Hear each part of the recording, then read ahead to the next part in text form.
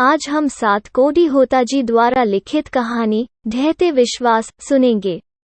इसके पहले कि आप कहानी में पूरी तरह खो जाए, हमारे चैनल सहपाठी द क्लासमेट को सब्सक्राइब कर बेल आइकन को ऑन कर लीजिए। सातकोडी होता उड़िया के एक प्रमुख कथाकार हैं। इनका जन्म 29 अक्टूबर 1929 ईशून्य में मयूरभंज, उड़ीसा में हुआ था। अब तक इनकी 1 दर्जन से अधिक पुस्तकें प्रकाशित हो चुकी हैं।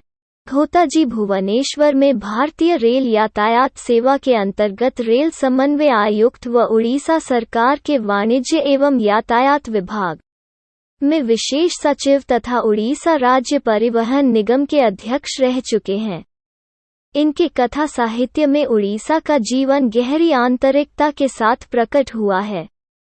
यह कहानी राजेंद्र प्रसाद मिश्र द्वारा संपादित एवं अनुदित उड़िया की चर्चित कहानियाँ विभूति प्रकाशन, दिल्ली से यहाँ साभार संकलित है।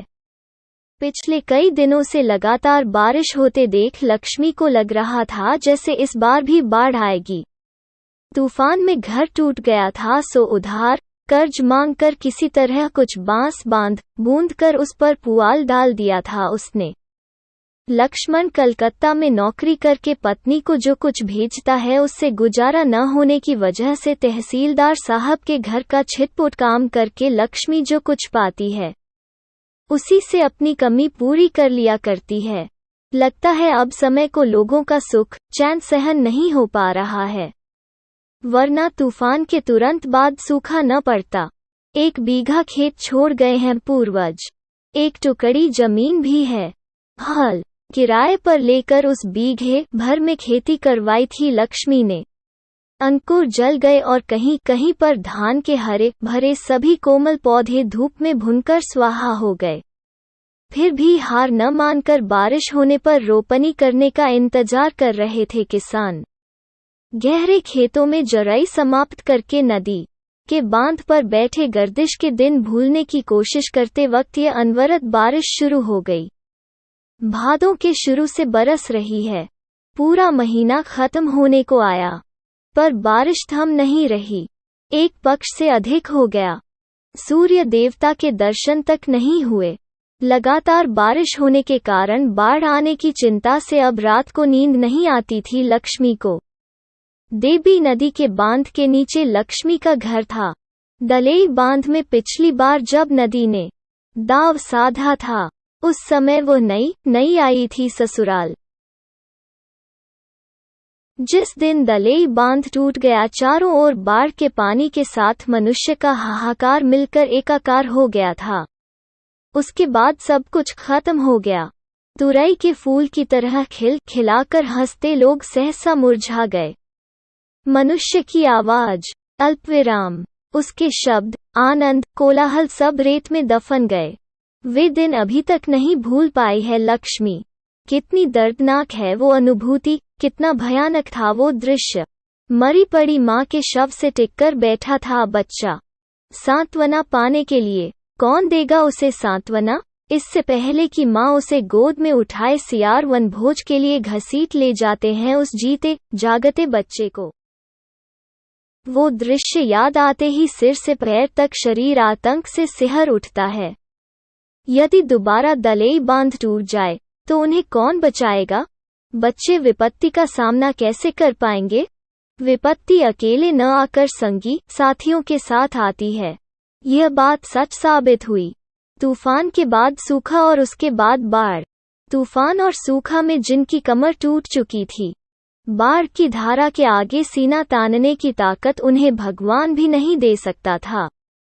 हालांकि बाढ़ में पुआल के छप्पर को अपने बचने का सहारा बनाकर बहते व्याकुल मनुष्य को भगवान भी स्वर्ग से झांक कर देखेंगे, पर कोई कुछ कर नहीं सकता, मानो यह सब विधि का विधान हो, पूर्व निर्धारित सा। महानदी के ऊपरी छोर में संबलपुर का हीराकुंड बांध बंधे होने की बात लक्ष्मी ने सुन रखी है, किंतु क्या वो एक बांध पूरे राज्य के बाढ़ के पानी को रोक सकेगा? कटक शहर को बाढ़ की चपेट से बचाने के लिए महाराज ययाति केशरी ने पत्थर का बांध बंधवाया था। इस युग के पड़े लिखे बुद्धिमान लोगों ने हीराकुंड बांध बनाया। हालांकि यह सब देखा नहीं है लक्ष्मी ने, सिर्फ सुना भर है। उसी हीराकुंड बांध में काम करते समय पत्थर के नीचे दबकर उसके ससुर शहीद हो गए थे, ऐसा लोगों का कहना है। ससुर के देहांत के बाद वो इस घर में बहू बनकर आई थी। इन 28 वर्षों में उसने कई बार सूखा और तूफान देखे हैं, किंतु इंसान इन बाधा विपत्तियों को मानकर हठीले जंगली भैंसे की तरह अपनी आशा और अपने अरमानों को पूरा करने के लिए निरंतर दौड़ रहा है। न जाने कितनी आशाएं, कितनी अभिलाषाएं उसने भी अपने दिल में सजो रखी हैं।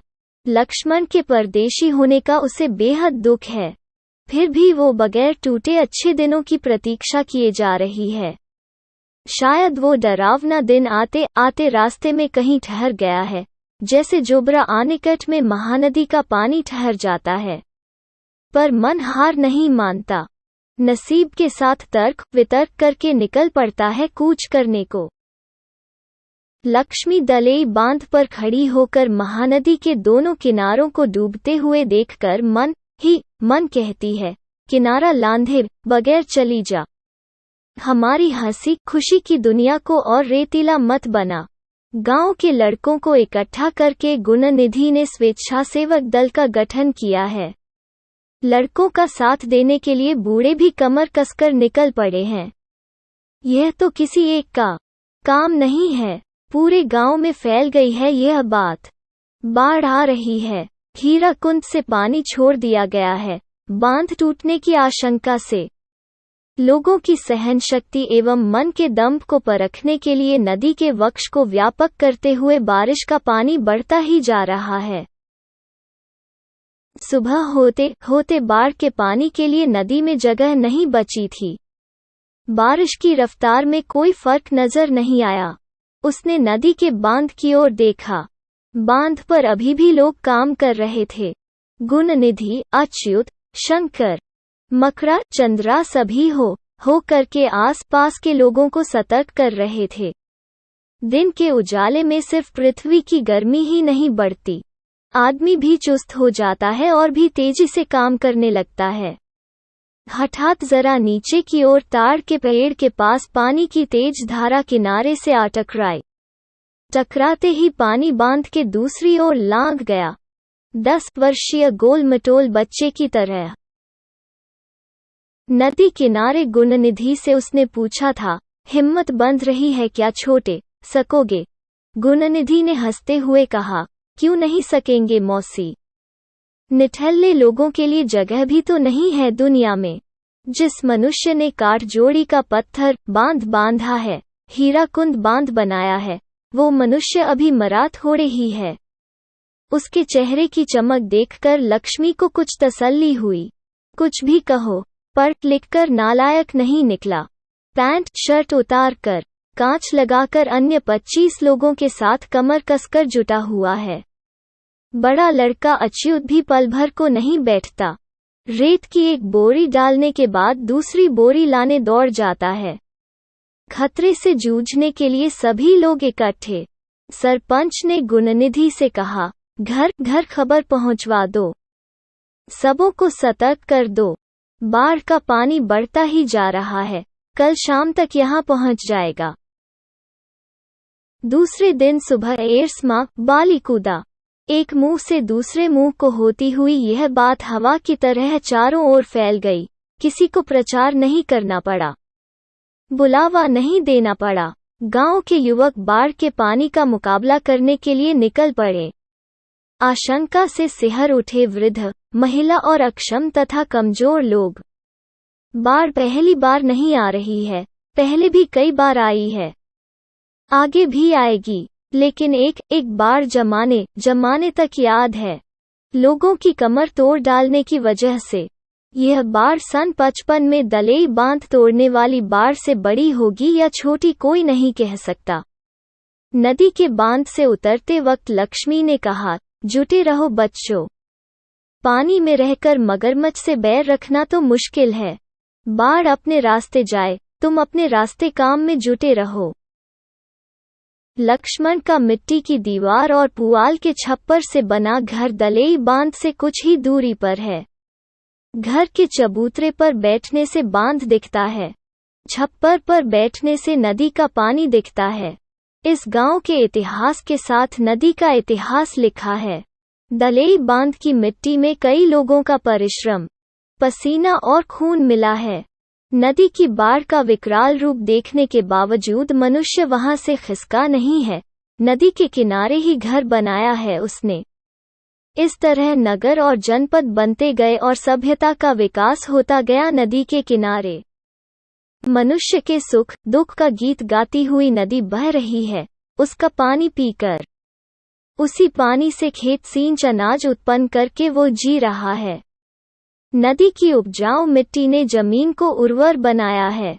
जाल डालकर थोड़ी बहुत मछली पकड़कर सुख चैन से खाना खाते हैं लोग। बाढ़ आए है, बांध के घेरे को तहस नहस किया है, पर नदी को किसी ने शत्रु नहीं कहा, न ही कोई उसका किनारा छोड़कर भागा है, बल्कि उसी की ओर देखकर मन ही मन कहा है। शरारती नटखट बच्चे की तरह लोगों को परेशान कर रही है। खुद ब खुद मान जाएगी और अपने रास्ते चली जाएगी। हमारी नदी हमारा ही गीत गाती हुई मुहाने की ओर बह जाएगी। नाव को पतवार से खेते हुए मांझी भंज संगीत गाएगा। लक्ष्मी के दिल में बेशुमार आशंकाएं उठती हैं। बीच बीच में उसका सीना तड़क उठता है। मन में अच्छे बुरे ख्याल आते हैं, कहीं विपत्ति वाकई न आ जाए। ऐसा सोचकर सतर्क होते हुए उसने एक बोरे में थोड़ा सा चिवड़ा, 2 कांसे के बर्तन अंगोछा भरकर रख लिया। सन 55 वाली घटना उसे आज तक याद है। उस समय सास ससुर और पति के साथ ऊंचे स्थान पर चढ़ गई थी वह। तब भी एक बोरे में थोड़ा सा चिवड़ा, कुछ कपड़े और 2-4 बर्तन रख लिए थे उन्होंने। मन रहकर चौंक उठता था। लक्ष्मण होता तो कुछ सहारा होता, साहस बंधता। क्या बच्चों को लेकर वो इतने बड़े संकट का मुकाबला कर सकेगी? बड़ा लड़का अच्युत सारी रात नदी के बांध पर रहेगा। कहीं बाढ़ का पानी बांध न तोड़ दे, इसलिए रतजगा होगा। बांध के किनारे किनारे रतजगे की व्यवस्था की गई है। रात को मूसलाधार बारिश हो रही थी, फिर भी लड़कों ने अपना मोर्चा नहीं छोड़ा, वहीं डटे रहे। ठिठुरन भरी हवा से रहकर सिहर उठता था उनका शरीर, फिर भी जिद्दी से काम में जुटे हुए थे सभी।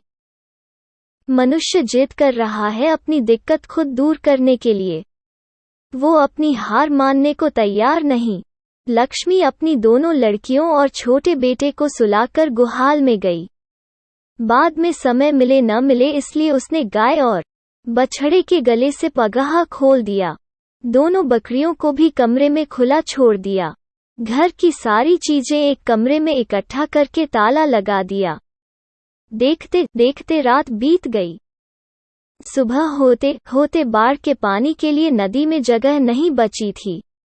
बारिश की रफ्तार में कोई फर्क नजर नहीं आया। उसने नदी के बांध की ओर देखा। बांध पर अभी भी लोग काम कर रहे थे।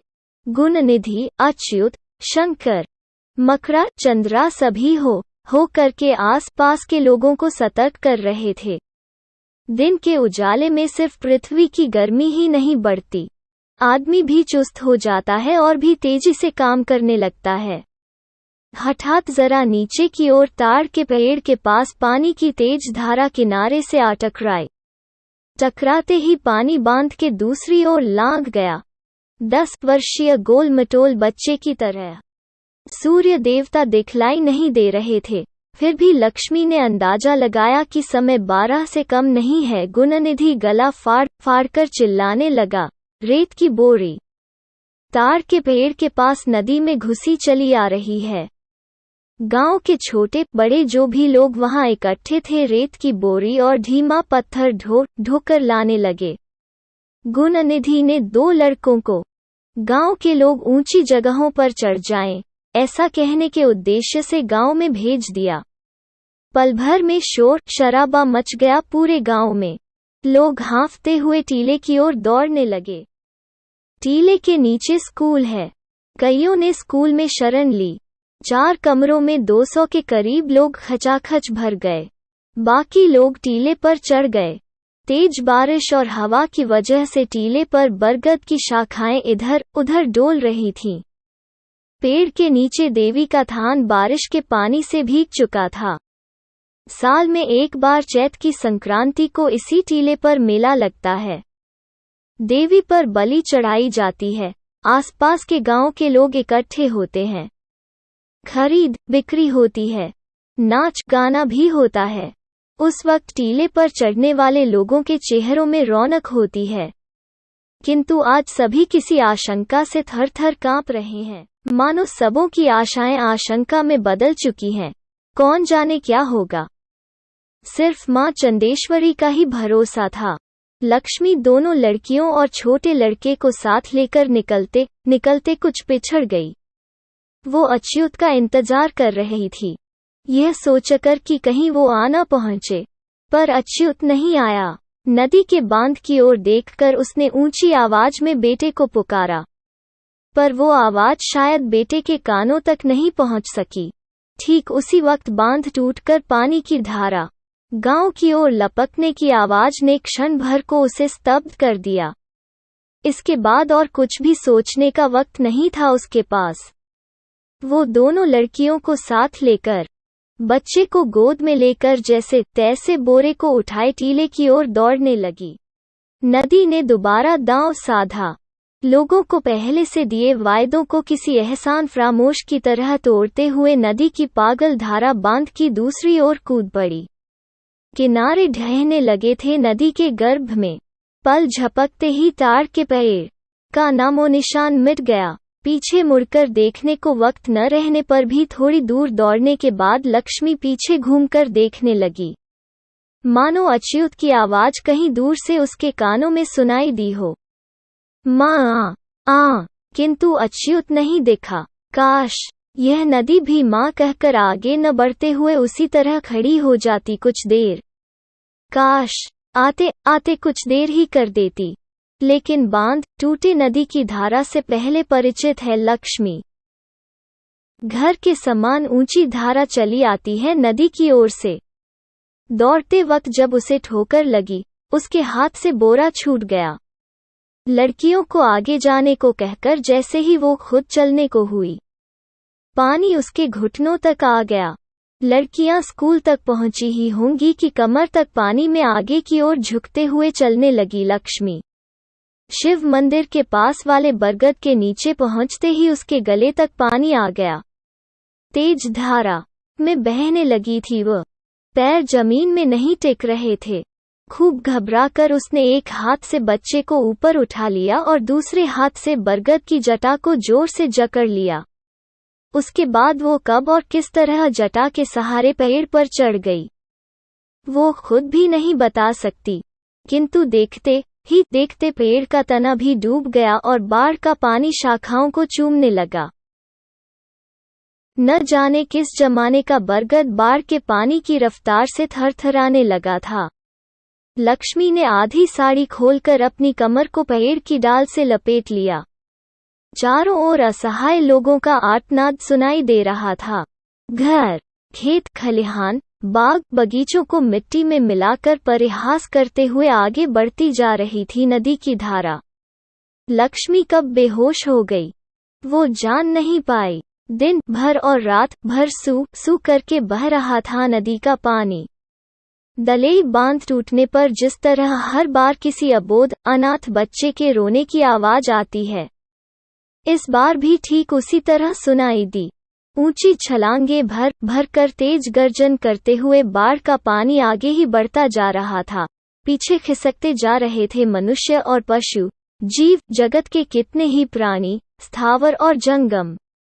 ऐसी बाढ़ कभी कहीं नहीं आई।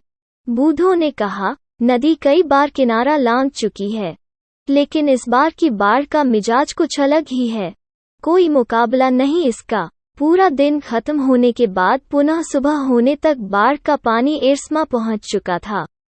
चारों ओर पानी भरा था, सिर्फ पानी ही पानी, मानो एक और महोदधि हो। टीले पर चढ़े हुए लोग व्याकुल होकर अपने अपने लोगों को ढूंढ रहे थे। जो लोग ऊपर नहीं चढ़ पाए, क्या वे अभी तक जिंदा होंगे? बाप बेटे को ढूंढ रहा था, पत्नी पति को, माँ बेटी को, भाई बहन को, किंतु इतनी सी जगह पर दो गांवों के लोग इस कदर एक दूसरे से सटे खड़े थे कि सरसों तक डालने को जगह नहीं थी। पहला दूसरे को कुछ बोलने से पहले ही दूसरा बोल उठता था, भैया जरा देखना, मेरा छोटा लड़का केशव उस ओर है क्या? एक कदम चलने तक की गुंजाइश नहीं थी, फिर भी तलाश जारी थी, मन और हृदय में। टीले के नीचे स्थित स्कूल पानी में डूब चुका था। स्कूल की छत पर जिन्होंने आश्रय लिया था, उनके घुटनों तक पानी था। सौभाग्य से उस जगह बहाव तेज नहीं था, वरना सब के सब तिनकों की तरह बह जाते नदी की धारा में। जो लोग कमरों में थे वे क्या कर रहे होंगे यह जानने का कोई उपाय नहीं था। संभवतः वे लोग टीले पर चढ़ आए होंगे, या फिर एक दूसरे का हाथ पकड़े दूसरे धाम को चले गए होंगे। लक्ष्मी को होश आया, सूर्य देवता सिर पर आ चुके थे। हठात जब उसने बेटे का मुंह स्तन से नहीं लगा हुआ अनुभव किया, उसने चारों ओर निगाह दौड़ाई, परंतु उसका छोटा लड़का कहीं नहीं दिखा। वो जोर जोर से गुहार मारकर व्याकुल हो खूब रोई, लेकिन उसका रोना सुनने के लिए वहां आसपास कोई चिड़िया तक नहीं थी। पेड़ की दो शाखाओं के बीच किसी की काली गाय टिकी थी। जान न रहने की वजह से उसका सारा शरीर फूला हुआ था। थोड़ी ही दूरी पर नदी की धारा में किसी व्यक्ति का शव बह रहा था। उसी के ठीक आस पास एक दूसरे व्यक्ति का, मानो आगे पीछे होकर वे लोग जा रहे हों। लक्ष्मी का सारा शरीर जकड़ चुका था, मन भी शून्य था। वो न कुछ कहना चाहती थी, न देखना और न ही सुनना। दलेई बांध उसकी नजरों से ओझल हो रहा था। सिर्फ बाढ़ के पानी की धारा आगे की ओर बढ़ती चली जा रही थी। उसी धारा की आवाज के साथ साथ लोगों के रोने की आवाज भी बह रही थी। अब लोगों को किसी पर भरोसा नहीं रह गया है।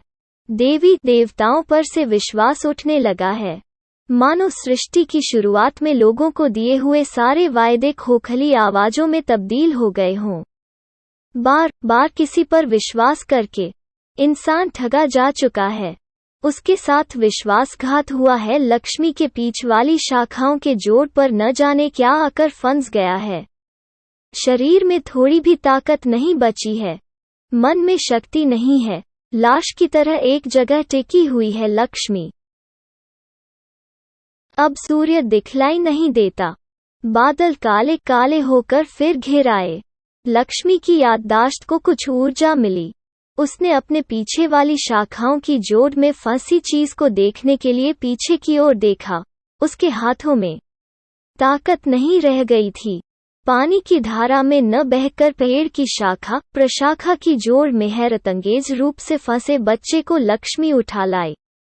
बच्चे की दोनों आंखें मुंदी थीं, सारा शरीर फूल गया था, सीने में धड़कन नहीं थी। वो उसका छोटा बेटा नहीं था, फिर भी उसने उसे अपने सीने से सटाकर अपना स्तन उसके मुंह के पास लगाकर जोरों से अपने सीने में भींच लिया।